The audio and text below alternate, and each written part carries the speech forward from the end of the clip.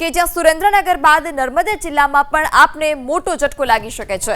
નર્મદા જિલ્લાના આપના ઉપાધ્યક્ષ આપી શકે છે રાજીનામું। નર્મદા જિલ્લાના ઉપાધ્યક્ષ દેવેન્દ્ર વસાવા આપમાંથી નારાજ હોય, આપથી નારાજ હોય તે પ્રકારની ચર્ચા છે। એબીપી અસ્મિતા સાથેની વાતચીતમાં આપથી નારાજ હોવાનો સ્વીકાર કર્યો।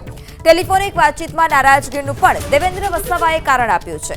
ચૈતર વસાવાના કટ્ટર સમર્થક છોડી શકે છે આપ। જિલ્લા પંચાયતની ચૂંટણી પહેલા આપને ઝટકો લાગી શકે છે તે નક્કી હોવાની વાત પણ સૂત્ર પાસેથી સામે આવી રહી છે। જિલ્લા પંચાયતની ચિંતના બેઠક પર ઉમેદવારને લઈ હજુ પણ નારાજગી હોવાની વાત છે। દેવેન્દ્ર વસાવા આપમાંથી ક્યારે રાજીનામું આપશે તે કહેવું મુશ્કેલ છે। આપમાંથી રાજીનામું આપ્યા બાદ દેવેન્દ્ર વસાવા બીજેપીમાં જોડાય તેવી ચર્ચા। વધુ માહિતી સાથે ચૈતર વસાવા પણ આપના નેતા આપણી સાથે જોડાઈ ચૂક્યા છે। જે ચૈતરભાઈ, કટ્ટર સમર્થક આપની પાર્ટી છોડી શકે છે, કયું કારણ હોઈ શકે છે અને નારાજગીને લઈ તેઓએ આપ સાથે કોઈ વાત કરી છે ખરી? હા, અમારે હમણાં જ અડધો કલાક પહેલા વાત થઈ છે, એમનો ફોન આવ્યો હતો મારા પર। તો એવી કોઈ વાત નથી કે કોઈ નારાજગી નથી કે આમ આદમી પાર્ટી છોડીને કોઈ ભાજપમાં જોડાવાની। એમણે જ મને કીધું, એવી કોઈ વાત નથી। આ તો બીજી કોઈ મીડિયા વાળા એમની રીતે છાપ્યું હશે, મારો કોઈ એવો ઈરાદો પણ નથી। અને ત્યાં જે એમની ચિકતા તાલુકા પંચાયત છે તે જિલ્લા પંચાયતની બેઠક એમના ઘરેથી એમના બેનશ્રીએ ગઈકાલે દાવેદારી પણ નોંધાવી છે, એટલે એવો કોઈ પ્રશ્ન નથી હાલમાં। અને હમણાં જ અમારે અડધો કલાક પહેલા ચર્ચા થઈ, એટલે આવી કોઈ વાત એમણે મારી સાથે નથી કરી। મેં એમને પણ પૂછ્યું કે મીડિયામાં આ રીતનું તમારું નામ ચાલે છે, એમણે કીધું કે મીડિયા કોઈ સાથે મારે વાત નથી થઈ, એમની રીતે એ લોકો ચલાવતા હશે, બાકી આવું નથી એવું એમને મને જાણ કરી। ચૈતરભાઈ, એબીપી અસ્મિતાએ પણ તેમની સાથે વાત કરી છે દેવેન્દ્રભાઈ સાથે, અને તેઓએ સ્વીકાર્યું પણ છે કે તેઓ પાર્ટીથી નારાજ છે। હવે પાર્ટી તો શું છે, પાર્ટી તમે જાણો છો કે આમાં તાલુકા જિલ્લા પંચાયતની સ્થાનિક સ્વરાજની ચૂંટણી છે, એટલે કોઈને પોતાના ત્યાંથી 2 ઉમેદવાર પોતાના ઘરમાંથી આવે, 3 ઉમેદવાર અમે લડીએ, 3 બેઠક અમે લડીએ, એવી નાની મોટી માંગણીઓ એમની હોય છે, પણ એવી કોઈ નારાજગી નથી। એ તો સેન્સની પ્રક્રિયા હોય, એમાં બધું થતું હોય છે, પણ એ નાના મોટા જે પણ એ થતા હોય એનું તો નિરાકરણ આવી જતું હોય છે। એમાં કોઈ મોટી બાબત નથી કે કોઈ ગંભીર બાબત નથી, પણ લોકશાહી છે, બધા સ્વતંત્ર છે। પાર્ટી કોઈને પણ રોકી નથી શકતી। જેને કોઈ જગ્યાએ માનો કે એમને એવું થતું હોય કોઈને પણ કે અમારે ભાજપ કે કોંગ્રેસમાં અમારું ભવિષ્ય છે અને ત્યાં જઈને પણ અમે વિધાનસભા લડી શકીએ છીએ કે આવનારી બીજી ચૂંટણીઓ લડી શકીએ, તો બધાને સ્વતંત્રતા છે। જેને પણ પાર્ટીને આ રીતનું મોટી પાર્ટી છે એટલે ઘણા લોકો જોડાય પણ છે અને ઘણા લોકો છોડીને જાય પણ છે, એટલે એ તો એમણે ચૈતરભાઈ, આમ આદમી પાર્ટીને કોઈ ઝટકો લાગી શકે ખરી દેવેન્દ્રભાઈ જાય તો, ભાજપમાં જોડાય તો?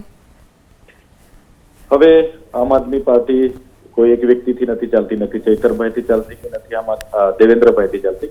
એનું પોતાનું આખું સંગઠન છે, એનું અનુશાસન છે અને એની એક વિચારધારા છે, એનાથી ચાલે છે। એટલે બધા મહેનત કરે છે પોતપોતાની જગ્યાએ ને બધાને તક મળવાની છે, એટલે એવો એ નથી। અને દેવેન્દ્રભાઈ ત્યાં સારી મહેનત કરે છે, સારા આગેવાન છે, અને હું નથી માનતો કે આવનારા દિવસો કોઈ ભાજપ કે કોંગ્રેસમાં જોડાય। જી ચૈતરભાઈ, અમારી સાથે વાત કરવા બદલ આપનો આભાર। તો આપ છોડશે તેવી વાત હજી સુધી સામે નથી આવી। ચૈતર વસાવા કે જેઓની સાથે વાત થઈ ને તેઓએ કહ્યું કે ટેલિફોનિક વાતચીત દેવેન્દ્રભાઈ સાથે પણ તેમની થઈ છે, ને તેઓએ કહ્યું કે તેઓ પાર્ટીથી નારાજ નથી અને તેઓ પાર્ટી છોડીને પણ નથી જવાના। વરિષ્ઠ સંવાદદાતા કલ્પેશ રાવલ પણ ફોનલાઈનથી જોડાયા છે। જે કલ્પેશ, જે રીતે ચૈતર વસાવા સાથે વાત થઈ તો તેઓનું કહેવું છે કે દેવેન્દ્ર વસાવા નારાજ નથી, તો દેવેન્દ્ર વસાવાનું કહેવું છે કે તેઓ પાર્ટીથી નારાજ છે। પૃથા, દેવેન્દ્ર વસાવા સાથે મારી જ ટેલિફોનિક વાતચીત થઈ હતી અને એમણે તેમની નારાજગી ટેલિફોનિક વાતચીતમાં સ્પષ્ટ વ્યક્ત કરી હતી। હા, જોકે એમણે એ વાત ચોક્કસ કીધી હતી કે હું અત્યારે કોઈ નિર્ણય નથી લઈ કે હું પાર્ટીમાં રહીશ કે છોડીશ કે એ સંદર્ભમાં, પણ એમની સ્પષ્ટ વાત એ હતી કે અત્યારે હાલ જે સેન્સ લેવાની પ્રક્રિયા આમ આદમી પાર્ટીની ચાલી રહી છે જિલ્લા તાલુકા પંચાયતની ચૂંટણીઓના ઉમેદવારોને લઈને, એમાં એમની લાગણી એવી હતી કે જે પ્રકારનું તેમનું ભૂમિકા છે એ પ્રમાણે તેમને ચિકદા બેઠક જે છે એ એમના નામે જાહેર કરી દેવી જોઈતી હતી, એની ઉપર કોઈ અન્ય દાવેદાર ના હોય એ પ્રકારની એમની લાગણી હતી। અને પાર્ટી અથવા તો ચૈતરભાઈ પોતે જે પ્રકારે જાહેર કરે એ પ્રકારની તેમની લાગણી હતી, પરંતુ એ લાગણી એમની જે છે એ પૂરી થઈ શકી નથી। એટલે એમની નારાજગી વાતચીતમાં ચોક્કસ લાગતી હતી અને સંભવતઃ આ નારાજગી આગામી દિવસોમાં જો મોટું સ્વરૂપ લે તો ચોક્કસ આમ આદમી પાર્ટીમાં ભંગાણ પડી શકે છે. નર્મદા જિલ્લાના ઉપપ્રમુખ છે આમ આદમી પાર્ટીના તેઓ, અને તેમના કહેવા પ્રમાણે તેઓ હંમેશા ચૈતરભાઈની સાથે છે. બીટીપીમાં હતા ત્યારે પણ ચૈતરભાઈની જોડે હતા અને અત્યારે પણ તેમની સાથે હતા. એટલે રાજકીય દ્રષ્ટિએ તેમને ચોક્કસ જિલ્લા પંચાયતની બેઠકના સંદર્ભમાં અસંતોષ ચોક્કસ છે.